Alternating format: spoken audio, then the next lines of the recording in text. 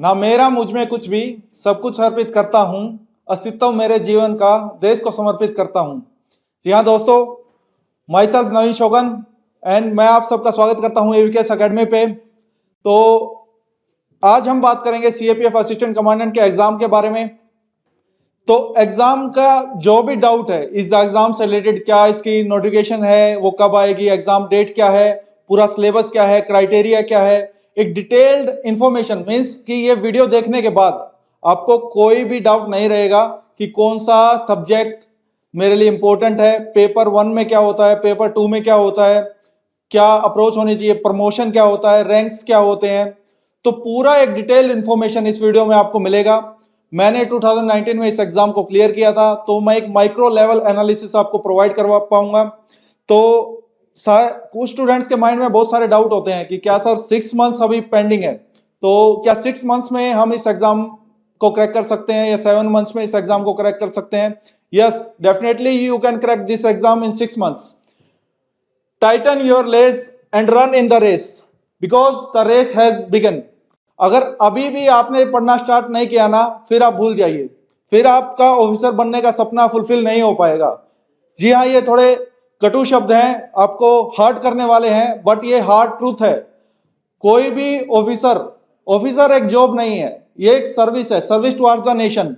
और ये सर्विस आपको ऐसे नहीं मिल जाएगी, इसके लिए आपको रिग्रेस हार्ड वर्क करना पड़ेगा, एक स्मार्ट वर्क करना पड़ेगा, एक स्ट्रेटजी फॉलो करनी पड़ेगी, एक प्रॉपर प्लानिंग करनी पड़ेगी। Means a goal without planning is just a wish. ये जो सारी बातें हैं ये ऐसे ही नहीं है, ये बातें सच हैं और आपको एक प्रॉपर प्लानिंग होनी चाहिए। तो इस वीडियो में बहुत कुछ आपके लिए डिस्कस होगा। आपका बस काम ये है कि थोड़ा पेशेंस रखना है और वीडियो को लास्ट तक आपको देखना है। और कोई भी डाउट हो तो आप कमेंट सेक्शन में मेंशन कर सकते हैं। तो चलिए स्टार्ट करते हैं कि इसमें हम क्या क्या डिटेल में डिस्कस करने वाले हैं कि exam notification date, exam pattern, eligibility criteria क्या है, सिलेबस क्या है, वेटेज क्या है, सेफ स्कोर क्या है, रैंक्स क्या है, प्रमोशन क्या है, सैलरी क्या है एक असिस्टेंट कमांडेंट की।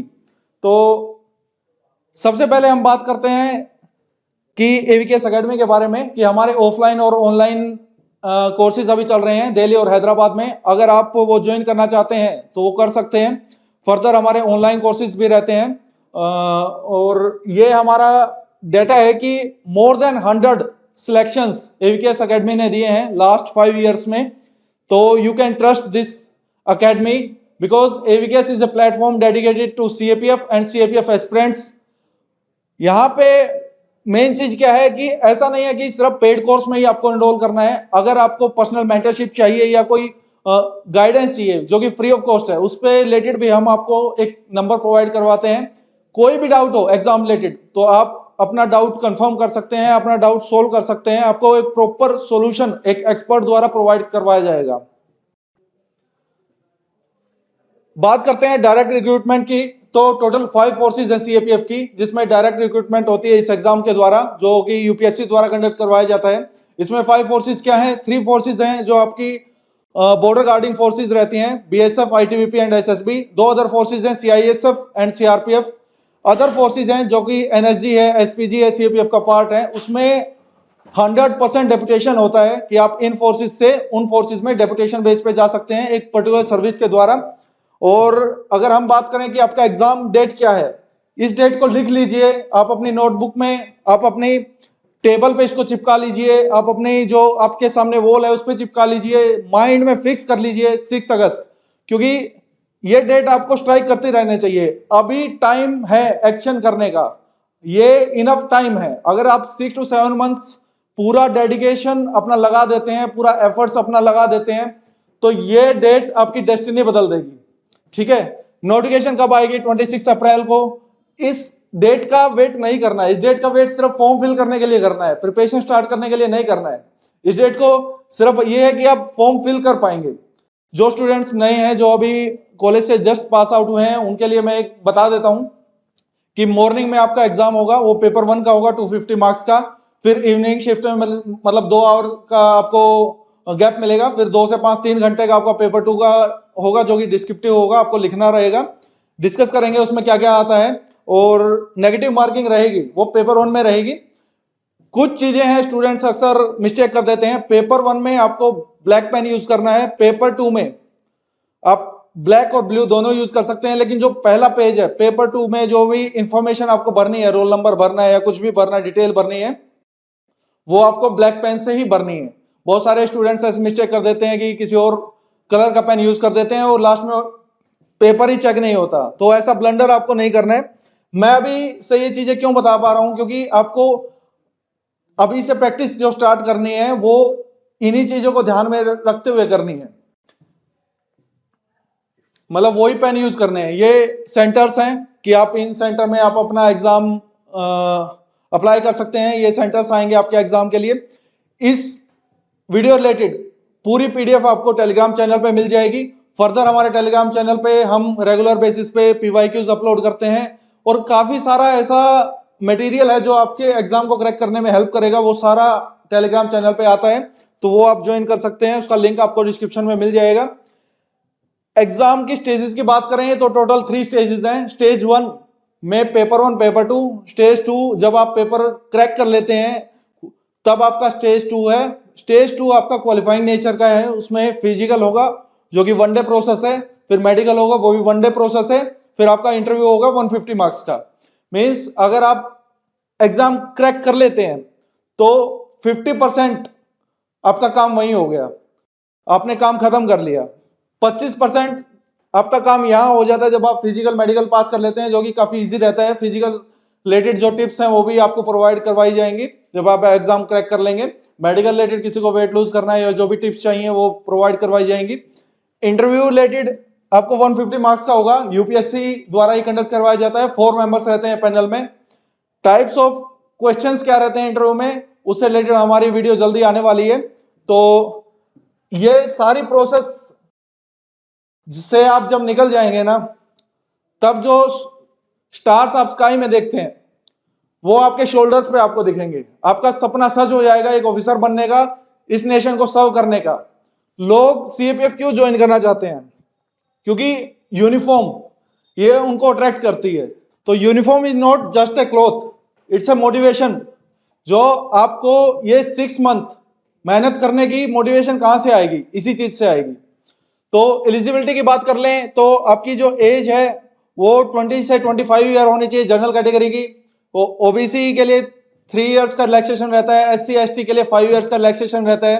आपके पास एक डिग्री होनी चाहिए, चाहे आपने बीए की हो, बीएससी की हो, बीटेक की हो, कोई भी हो, आपकी ग्रेजुएशन कंप्लीट हो जानी चाहिए। या आप फाइनल ईयर में हैं तो आपका रिजल्ट तब तक आ जाना चाहिए कि जब तक आपका एग्जाम का रिजल्ट आए। तो ये चीज आपको ध्यान करनी है। और यूपीएससी जो डेट ऑफ बर्थ के लिए डेट कंसिडर करती है वो 1 अगस्त है, ये आपको ध्यान में रखना है। फर्दर हम फिजिकल के बारे में बात करें तो एक क्राइटेरिया रहता है कि आपके लिए हाइट का क्या क्राइटेरिया है। मैन के लिए 165 सेंटीमीटर, वुमेन के लिए 157। ऐसे ही चेस्ट का है कि 81 टू +5 एक्सपेंशन रहता है। ये नॉर्मल है, ये देखने में ऐसा कुछ नहीं है, नॉर्मल है, किसी से भी हो जाता है। वेट है एज पर हाइट, डिपेंड करता है कि आपका हाइट कितनी है, उसके अकॉर्डिंग आपका वेट डिपेंड करता है। तो ये फिजिकल की प्रोसेस पे हमें तब ध्यान देना है जब हमारा एग्जाम क्रैक हो जाए। अभी एक ब्रीफ इसके बारे में नॉलेज हमें होनी चाहिए कि क्या प्रोसेस क्या रहती है। मेडिकल में आपको इश्यूज, अगर फ्लैट फुट है तो थोड़ा इशू आएगा, नोकनीज है तो थोड़ा इशू आएगा। अगर आई साइट है आपकी +-4 तक कोई इशू नहीं है, मतलब 1 नंबर का चश्मा है, किसी को 2 नंबर का है, 3 का है, तो कोई घबराने वाली बात नहीं है। इश्यूज मेनली क्या रहते हैं? फ्लैट फुट में, नोकनीज में, कलर ब्लाइंडनेस में। तो ऐसा जो मेजर इशू है वो इशू रहता है। ये 1 डे प्रोसेस रहती है आपकी। इससे रिलेटेड भी डिटेल वीडियोस आपको मिल जाएंगी। ये आप देख सकते हैं पीडीएफ, ये आपको टेलीग्राम चैनल पे हम अपलोड कर देंगे कि क्या क्राइटेरिया में आप फिट होते हैं। इस पे अभी ज्यादा फोकस नहीं करना है, यही पर्सनल एडवाइस रहेगी। आपको इनफ टाइम मिलेगा आपके एग्जाम क्रैक होने के बाद अपने वेट पे काम करने का, कि अगर कोई बहुत ज्यादा ओवर वेट है तो इन चीजों को आपको साइड करना है। अभी ऑब्स्टेकल नहीं बनाना है माइंड में कि आप रनिंग कर रहे हैं 3-4 घंटे और पढ़ाई हो रही है मुश्किल से 2-3 घंटे। तो ऐसा नहीं करना है। अभी टाइम है, time for action, for exam preparation. तो अभी सारा एफर्ट्स वहीं लगाना है। एक हेल्दी वॉक आप कर सकते हो जो आपके माइंड को रिलैक्स करे, आपकी प्रोडक्टिविटी बढ़ाए। तो ऐसा कुछ चीजें आप फॉलो कर सकते हैं। आपको पेपर 1 में क्या रहेगा, ये सारे जीएस के रिलेटेड सब्जेक्ट्स रहेंगे, polity, geography, history, science, economy, current affair, aptitude, reasoning, miscellaneous, ऐसे क्वेश्चंस रहेंगे। पॉलिटी से 15 क्वेश्चंस, हिस्ट्री फर्दर डिवीजन है, ancient, medieval, modern, art and culture, ये सब पार्ट है। ये माइक्रो लेवल एनालिसिस आपके पास होनी चाहिए ताकि आपको ये पता हो कि मुझे किस सब्जेक्ट पे कितनी एनर्जी लगानी है। ये नंबर्स हैं, ये थोड़ा चेंज, हल्का फुल्का ही चेंज होते हैं। जैसे साइंस है 30 क्वेश्चंस, तो ये 25 to 30 क्वेश्चंस हो सकता है। ऐसा नहीं है कि आपका 15 ही क्वेश्चन हो गया किसी ईयर, ऐसा नहीं होगा बिल्कुल भी। ये वेटेज है, ये वेटेज है लास्ट 5 ईयर्स की एनालिसिस के बेसिस पे। इकोनॉमी है कि आपका 7 to 10 क्वेश्चन हो गए, 12 क्वेश्चन हो गए, बस इतना ही डिफरेंस। ऐसा नहीं है कि 20 हो जाएगा। तो इस वेटेज के अकॉर्डिंग आपको अपने प्रिपरेशन को माइंड में रखना है। जो मैंने प्लानिंग की बात की कि आपके पास एक प्रॉपर प्लानिंग होनी चाहिए, तो उसी के हिसाब से प्लानिंग को देखते हुए आपको एग्जाम की प्रिपरेशन करनी है। पेपर 2 में क्या आएगा, 6 एसेज आएंगे जिसमें से आपको 4 अटेम्प्ट करने हैं। 20 मार्क्स का ईच एसे रहेगा, 2 आर्ग्यूमेंट रहेंगे, दोनों आपको लिखने हैं 20 मार्क्स का। फिर आपका रिपोर्ट रहेंगी 200 वर्ड्स में लिखना है, 10 मार्क्स का ईच रिपोर्ट रहेगी, उसमें कोई ऑप्शन नहीं मिलेगा। ऐसे आप हिंदी में भी लिख सकते हैं, इंग्लिश में भी, बाकी सारा पेपर आपको इंग्लिश में लिखना कंपलसरी है। फिर आपका प्रीसीज राइटिंग रहेगा 15 मार्क्स का, कॉम्प्रिहेंशन रहेगा 20 मार्क्स का, ग्रामर रहेगा 25 मार्क्स का। ग्रामर में हर चैप्टर में से एक एक दो दो क्वेश्चन आएंगे, जैसे आर्टिकल से एक दो क्वेश्चन आ गया, आपके वॉइस से रिलेटेड एक दो क्वेश्चन आ गया, नरेशन से रिलेटेड एक दो क्वेश्चन आ गए। क्रैक द स्टेटमेंट मतलब एरर क्रैक फाइंड करना है आपको, और रिक्रैक करना है कि एग्जैक्ट क्या होगा उसकी जगह पे, वो आपको लिखना आ गया। फ्रेजल वर्ब्स आ गई 8 to 10 मार्क्स में। तो ऐसे आपका पेपर 2 रहेगा, डिस्क्रिप्टिव रहेगा। इसमें स्टैंडर्ड बुक्स की अगर बात कर लें तो पॉलिटी के लिए लक्ष्मीकांत है, और 11th क्लास की एनसीईआरटी आप कर सकते हैं अगर टाइम आपको अलाउ करे। लेकिन मेरा पर्सनल एक्सपीरियंस यही बोलता है कि लक्ष्मीकांत इनफ है। और लक्ष्मीकांत भी पूरी आपको नहीं पढ़नी है, क्योंकि Laxmikant is not for dedicated for CAPF exam. Laxmikant एक तरीके से आप मान सकते हो कि सिविल सर्विसेज के लिए नोट्स है। ये आपको इसमें सिलेक्टेड पढ़ना है। सिलेक्टेड कैसे पढ़ना है कि उससे रिलेटेड क्या इंपॉर्टेंट टॉपिक्स है, सारे एक वीडियो में तो कंप्लीट नहीं की जा सकते। इससे रिलेटेड भी हम वीडियो बना देंगे, अगर आपको चाहिए तो कमेंट सेक्शन में बताइए। कि डीपीएसपी जैसे आपके लिए बहुत इंपॉर्टेंट टॉपिक है, पार्लियामेंट बहुत इंपॉर्टेंट टॉपिक है, डेफिनेटली एक दो क्वेश्चन आते हैं। पार्लियामेंट्री कमेटी में भी केवल 3 ही कमेटी ऐसी हैं जिससे फ्रिक्वेंटली क्वेश्चन आता है। उसमें भी एस्टिमेट कमेटी बहुत ज्यादा रिपीट होती है, या फिर पब्लिक अकाउंट कमेटी है वो ज्यादा रिपीट होती है। ऐसे ही ज्योग्राफी के लिए आप एनसीईआरटी रेफर, फर्स्ट प्रेफरेंस आपके एनसीईआरटी होनी चाहिए कि एनसीईआरटी 11th क्लास की पहले निपटानी है, दोनों एनसीईआरटी, और फिर आपको 12th क्लास की। फिर कुछ ऐसी चीजें होती हैं जो स्टैंडर्ड फैक्ट्स हैं, वो एनसीईआरटी में नहीं होते, जैसे नेशनल पार्क्स वगैरह हैं। तो ऐसे सप्लीमेंट्री आप किसी भी स्टैंडर्ड बुक्स को, जैसे माजिद हुसैन है तो उसको यूज कर सकते हो। उसको मतलब ये सब एज ए सप्लीमेंट्री यूज करना है, इसको डेडिकेटली इस पे ही नहीं हो जाना है कि शिफ्ट की मैं पूरी बुक्स यही पढ़ रहा हूँ, इतनी मोटी बुक कैसे कंप्लीट करूंगा। एक स्मार्ट स्टडी का मतलब कभी ये नहीं होता कि आप मेहनत ना करो। स्मार्ट स्टडी का मतलब ये होता है कि स्मार्ट वे में मेहनत करो। तो ऐसे स्मार्ट वे में आपको ये 6 मंथ मेहनत करनी है। हिस्ट्री में आपको स्पेक्ट्रम है, वो भी स्पेक्ट्रम में भी आपको सिलेक्टेड ऐसे ही पढ़ना है कि सोशो रिलीजियस रिफॉर्म्स में से डेफिनेटली 2-3 क्वेश्चन रहते हैं, तो मुझे ये चैप्टर अच्छे से करना है। 900 के से 947 तक ज्यादा क्वेश्चंस आते हैं, तो उस पर ज्यादा फोकस करना है मुझे। गांधीयन एरा से ज्यादा क्वेश्चंस आते हैं, तो उस पर ज्यादा फोकस करना है। हर एक चीज में मतलब ये 950 पेज की बुक है, तो हर एक पेज इंपॉर्टेंट नहीं होता। जो पोस्ट इंडिपेंडेंस है वो सीएपीएफ एग्जाम के लिए इतना इंपॉर्टेंट नहीं होता, सीएससी के लिए होता है, क्योंकि उनको राइटिंग पार्ट भी करना होता है पोस्ट इंडिपेंडेंस का, वो उनके जीएस1 का सब सिलेबस है वो। तो ये चीज आपको ध्यान में रखनी है। इकोनॉमी के लिए एनसीईआरटी आप कर सकते हो। एप्टीट्यूड रीजनिंग ये आपको करनी है। सबसे बेस्ट तरीका यही है कि प्रीवियस ईयर लगाओ, वहां से आपका हो जाएगा। करंट अफेयर के लिए एवीकेएस का मटेरियल आप फॉलो कर सकते हैं। पेपर 2 के लिए पूरे इंडिया में हमारा एक्सपीरियंस रहा है कि लास्ट अभी 5th एडिशन में आएगा बुक का, तो वो फॉलो कर सकते हो। एवीकेएस की पेपर 2 की बुक से डायरेक्ट क्वेश्चंस लास्ट ईयर्स में रहे हैं, आगे भी रहेंगे, तो इस पे 100% आप रिलाई कर सकते हैं। डेडिकेटेड मटेरियल, अगर सीएपीएफ रिलेटेड डेडिकेटेड मटेरियल हमने बनाया हुआ है ईवीकेएस का, वो भी आप फॉलो कर सकते हैं, क्योंकि ये जो है ये स्टैंडर्ड बुक्स हैं, वो सीएससी एग्जाम के लिए लोग फॉलो करते हैं, तो वही सीएपीएफ के लिए भी बनी हुई है कि ये स्टैंडर्ड बुक्स हैं।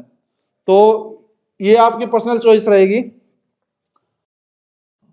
फर्दर हम सेफ स्कोर की बात करें तो सेफ स्कोर क्या होना चाहिए, तो सेफ स्कोर रिलेटेड हम एक प्रॉपर एनालिसिस करेंगे पहले कट ऑफ की, उससे जल्दी एक वीडियो आएगी, तो उसमें जल्दी लेके आएंगे उसमें, तो उसमें पूरा हम प्रीवियस कट ऑफ डिस्कस करेंगे और सेफ स्कोर भी डिस्कस करेंगे। अभी ये मान लीजिए कि आप अगर जनरल कैटेगरी से हैं, मैं आपको आइडिया दे देता हूं कि मोर देन 330 आपका सेफ स्कोर है आउट ऑफ 600 पूरी प्रोसेस में से। पेपर 1 पेपर 2 का माइक्रो लेवल एनालिसिस मैं आपको उस वीडियो में बता दूंगा। अगर हम बात करें कि रैंक्स की, तो आप सिलेक्ट होंगे एज एन असिस्टेंट कमांडेंट, जो कि एक गस्टेड ऑफिसर पोस्ट है, और आप फिर प्रमोट हो पाएंगे कि एक टाइम पीरियड रहता है कि इस टाइम के बेसिस पे आप एलिजिबल हैं प्रमोशन के लिए, और फिर वैकेंसी देखी जाती है फोर्स टू फोर्स, और उस के लिए आप फिर प्रमोट हो पाते हैं डिप्टी कमांडेंट के लिए, सेकंड इन कमांड के लिए। ये वेरी भी करता है फोर्स टू फोर्स, मीन्स की जो 2IC की पोस्ट है वो आईटीबीपी में होती है, सीआईएसएफ में इक्विवेलेंट रैंक होता है, मतलब 2IC के नाम से नहीं होता है, उसमें कमांडेंट एंड सीनियर कमांडेंट होता है सीआईएसएफ में, लेकिन आईटीबीपी में 2IC की पोस्ट है, तो ऐसे ही कमांडेंट रहा होगा, फिर डी आपका डीआईजी, आईजी, एक असिस्टेंट कमांडेंट आप सिलेक्ट होते हैं तो आराम से एडीजी की पोस्ट तक जा सकते हैं। आने वाले टाइम में, आने वाले 10 ईयर्स में डेफिनेटली इसमें रिफॉर्म होगा कि यहाँ पे जो डीजी की पोस्ट रिजर्व है आईपीएस के लिए, वो भी मे भी ओपन हो जाए, क्योंकि काफी सारी रिफॉर्म्स अभी, पॉजिटिव न्यूज अभी आ रही हैं। इवन हाई कोर्ट ने भी, ऑनरेबल हाई कोर्ट ने भी दिल्ली के सीएपीएफ को आर्म फोर्सेस का दर्जा दिया है कि these are the arm forces equivalent to other arm forces like army, navy and air force. अगर सैलरी की बात करें तो एक बेसिक सैलरी असिस्टेंट कमांडेंट की रहती है 56,100। तो क्या सर इतना ही मिलेगा? इतना, ये बेसिक सैलरी है। इसका मतलब क्या है कि आपको मिनिमम इतना तो रहेगा, इसके साथ में अदर अलाउंसेस होते हैं, जैसे डियरनेस अलाउंस है, आपका यूनिफॉर्म रिलेटेड अलाउंस है, राशन रिलेटेड अलाउंस है, रिस्क अलाउंस है। फोर्स टू फोर्स वेरी करता है ये, कि हाई एल्टीट्यूड पे आप सर्व करते हैं आईटीबीपी में तो 19,000 तक आपको रिस्क अलाउंस मिलता है। आप कोबरा में अगर सर्व करते हैं सीआरपीएफ की विंग में तो रिस्क अलाउंस असिस्टेंट कमांडेंट का 25,000 तक रहता है। तो ओवरऑल मिनिमम आपके इन हैंड अगर ट्रेनिंग के दौरान आप बात करें तो 65 to 70,000 आपकी रहती है, क्योंकि उसमें अप्रोक्सीमेटली 10% आपका एनपीएस में चला जाता है। एनपीएस क्या है? National pension scheme. फर्दर हम बात करें कि ये कट पिट के आपके हाथ में 65 to 70,000 ट्रेनिंग के दौरान रहता है। उसके बाद अप्रोक्सीमेटली ये मान लीजिए कि आपका ग्रेड बढ़ जाता है तो 5 से 10 हजार वहां बढ़ जाएंगे। लेकिन अगर आप एक टफ पोस्टिंग लेते हैं, कोबरा जैसे ही आप अलाइड फोर्स का पार्ट हैं, तो डेफिनेटली आप 1 लाख तक पर मंथ टच कर सकते हैं। इसमें कोई आश्चर्य की बात नहीं है कि असिस्टेंट कमांडेंट की सैलरी 1 लाख है। ये डिपेंड करेगा कि आपकी पोस्टिंग सिटी वाइज भी होती है, एक्स सिटी, वाई सिटी, तो ये सिटी वाइज वेरी करती हैं चीजें। तो अभी के लिए इस वीडियो में इतना ही। जल्द ही हम हमारी और वीडियोस भी लेके आएंगे। डिटेल जो माइक्रो लेवल एनालिसिस है फर्दर पेपर 1 पे, पेपर 2 पे बहुत सारी वीडियोस हमारी अवेलेबल भी हैं, वो आप देख सकते हैं पेपर 1 पेपर 2 से रिलेटेड। हमारा अभी रिपब्लिक डे पे स्पेशल ऑफर भी चल रहा है, तो आप कूपन यूज कर सकते हैं। तो जो इसकी पीडीएफ टेलीग्राम चैनल पे ले सकते हैं। फर्दर कोई भी डाउट है किसी भी चीज से रिलेटेड, फ्री ऑफ कॉस्ट आप बिंदास कॉल कीजिए गिवन नंबर पे, जिस भी समय आपको लगे आपको रिप्लाई मिलेगा और आपकी प्रॉब्लम सोल्व होगी। उस चीज का कोई पैसा नहीं लग रहा। जब तक आप कॉल ही नहीं करेंगे, जब तक आपकी प्रॉब्लम ही नहीं बताएंगे, तब तक सोल्यूशन कैसा होगा? तो इन द एंड मैं यही कहना चाहूंगा कि 6 मंथ्स अभी या 7 मंथ्स अभी जो भी है टाइम अभी वो बचा हुआ है। अभी this is high time for your action. अभी अगर आपने एक्शन नहीं लिया ना तो चीजें बहुत डिले हो जाएंगी। फिर वो हार्ड ट्रूथ है, ऐसा है कि आप ये एग्जाम को क्रैक नहीं कर पाएंगे। अभी से आपको मेहनत करनी है। आपको जो भी गाइडेंस चाहिए, we are here to provide you a proper guidance. Free of the cost जो गाइडेंस चाहिए वो भी है, पेड कोर्सेज भी अवेलेबल हैं, जो वो चाहिए वो भी ले सकते हैं। तो ये डिटेल्ड इन्फॉर्मेशन थी सीएपीएफ के बारे में। फर्दर कुछ भी डाउट है तो कमेंट सेक्शन में बताइए। Thank you so much. जय हिंद।